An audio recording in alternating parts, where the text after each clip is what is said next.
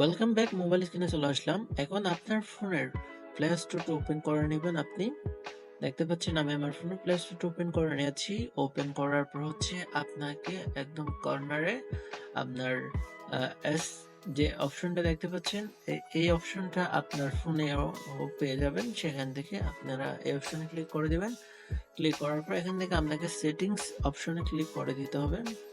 দেখতে পাচ্ছেন সেটিংস। আপনি সরাসরি সেটিংস ক্লিক করার পর আপনি এখানে নেটওয়ার্ক প্রিফারেন্স নামে একটা সেটিংস পেয়ে যাবেন। এই সেটিংসটা আপনারা ওপেন করবেন। এই সেটিংসে ক্লিক করার সাথে সাথেই আপনার সামনে এখানে অনেকগুলো সেটিংস চলে আসবে। এখান থেকে আপনি অটো আপডেট অ্যাপস দেখতে পাচ্ছেন, এটা আপনারা অফ করে রাখবেন সবসময়। কারণ হচ্ছে কি